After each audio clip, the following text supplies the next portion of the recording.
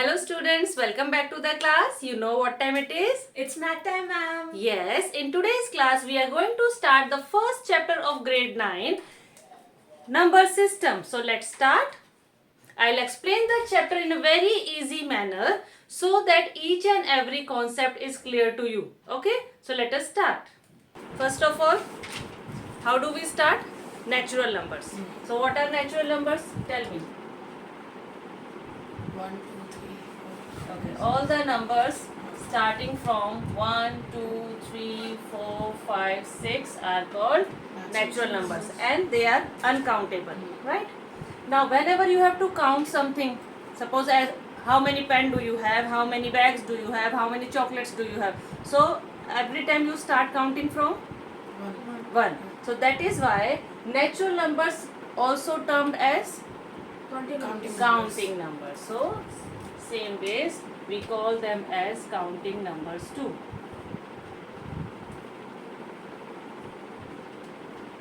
Now next is our set of whole numbers. Whole numbers start from 0. 0. So it is a bigger set than natural number because 0 is also included.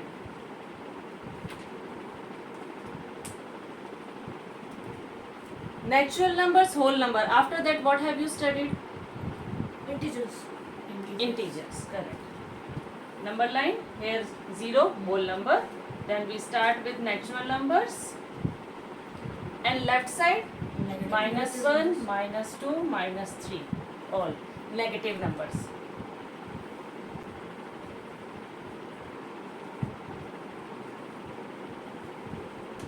And here, negative integers.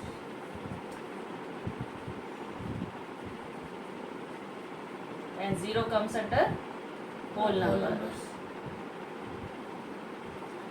So, integers is a set greater than natural number and whole numbers. This is our third set of numbers which we have studied in smaller classes. -4, -3, -2, -1, 0 and so on. After integers, Rational numbers. what's before that? Fractions. Fractions. So what are fractions? Numbers divided. Equal part of a whole thing is called fraction. Suppose you are having a chocolate of 8 small parts. Out of that, 3 parts eaten, 3 out of 4, 5 out of 3 out of 8, 5 out of 8, 6 out of 8, all are possible, and we go to 8 out of 8, then it becomes 1 whole. Can we have denominator 0? No. Suppose you were having, somebody says that you have got 5 marks out of 0. The test denominator tells us the total number of parts and numerator tells us as much you have taken. So can total be 0? No. So that is why we say denominator should never be 0. So fraction can be written as in the form of P upon Q, where P and Q are P is whole number and Q is rational number and Q cannot be. P is whole number and Q is natural number. It cannot be 0. It cannot be 0. अगर Q whole number हो जाए तो 0 आ जाएगा denominator में. 0 नहीं हो सकता. Q cannot be 0. Now we were already having P upon Q with Q should not be 0 क्योंकि अगर हमारा 5 out of 0 है which is not possible, 10 out of 0 not possible, so such fractions we called as not defined. We cannot define them. Okay, suppose Ryan is having 0 pen and you have taken 10 out of 0. Is it possible? No. So when denominator is 0, it is called not defined. However, reverse is the case. 0 out of 4. Yes, it is possible. 0 out of 20. Yes, it is possible. When numerator is 0, that means it is 0. Okay. So this was about fractions. So till now what we have studied, the smallest set of number is natural numbers denoted by n. Bigger than that is the another set, whole numbers, denoted by W. Bigger than that, we are having third set of numbers. It was integers. Okay. Now, after integers, we have fractions and then now rational numbers. There is a main difference in rational numbers and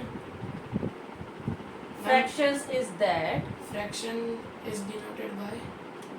fractions का there is no such notation. It is natural number, whole number and integers. Okay. Rational numbers are denoted by Q.